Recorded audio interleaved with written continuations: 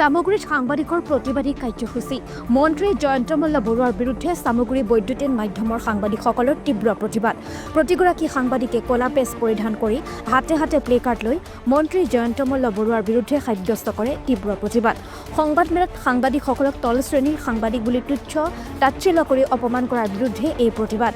মন্ত্ৰী জয়ন্ত মল্ল বৰুৱা সাংবাদিকসকলৰ ওচৰত ৰাজহুৱাকৈ ক্ষমা খোজাৰ দাবী সামগ্ৰী বৈদ্যুতিন মাধ্যমৰ সাংবাদিকসকলৰ সামগ্ৰীৰ পৰা মুবাৰক আলী ৰিপৰ্ট নগয়া যোৱাকালি যি কেবিনেট মন্ত্ৰী জয়ন্ত মল্ল বৰুৱাই আমাৰ সাংবাদিকসকলক উদ্দেশ্যে যি ধৰণৰ কটু মন্তব্য কৰিলে যি তল শ্ৰেণীৰ সাংবাদিক বুলি যি ধৰণে তেওঁ এটা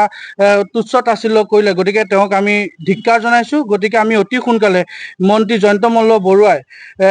এই যি মন্তব্য কৰিলে সেই মন্তব্যৰ বিৰুদ্ধে তেওঁ আমাৰ সাংবাদিকসকলৰ ওচৰত ক্ষমা খোজক সেয়াই আমাৰ দাবী আৰু বিশেষকৈ ক'ব লাগিব যে তেওঁ যিহেতু তাত সেই লোকসেৱা ভৱনত যিহেতু তেওঁ যি সংবাদমেল দিছিলে তেওঁ নিজে সাংবাদিকসকলক মাতি নিছিলে তেওঁ ইতিমধ্যে কৈছে যে এখন আমাৰ স্বামী স্ত্ৰীৰ এখন সংবাদমেল আমি আয়োজন কৰিছিলোঁ গতিকে তেওঁ স্বামী হিচাপে তেওঁ লোকসেৱা ভৱনত যিহেতু এইটো এটা চৰকাৰী এটা ভৱন সেই লোকসেৱা ভৱনত যে তেওঁ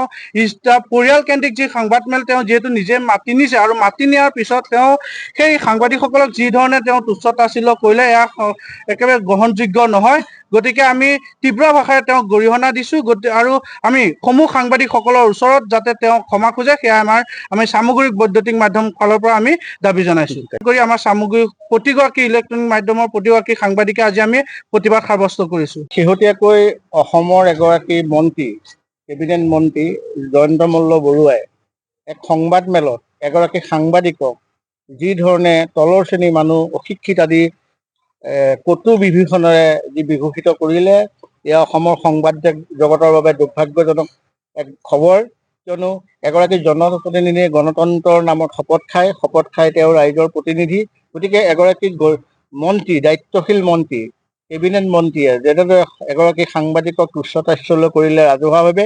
এই ঘটনাক আমি সামগ্ৰী ইলেক্ট্ৰনিক মিডিয়াৰ তৰফৰ পৰা তীব্ৰ ভাষাৰে গৰিহণা দিছোঁ আৰু মন্ত্ৰীগৰাকীক আমি সংবাদ মাধ্যমৰ যি গণতান্ত্ৰিক অধিকাৰ খৰ্ব কৰিছে আৰু সাংবাদিকসকলৰ যি সন্মান সেই সন্মান লাঘৱ কৰাৰ যি চেষ্টা চলাইছে এই কাৰ্য আমি ভৱিষ্যতে নকৰিবৰ বাবে তেখেতক আমি আহ্বান জনাইছোঁ আৰু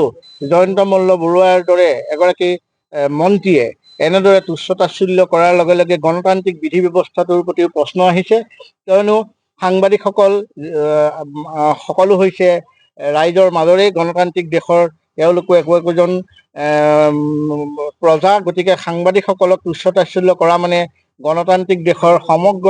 ৰাইজক অপমান কৰা বুজাইছে গতিকে আমি সামগ্ৰী ইলেক্ট্ৰনিক মিডিয়াৰ তৰফৰ পৰা সাংবাদিকক যি তুচ্ছ তাচ্ছিল্য কৰিছে জয়ন্ত মল্ল বৰুৱা ডাঙৰীয়াক আমি ধিক্কাৰ দিছোঁ আৰু ভৱিষ্যতে এনেধৰণৰ মন্তব্য নকৰিবৰ বাবে আমি তেখেতক আহ্বান জনাইছোঁ।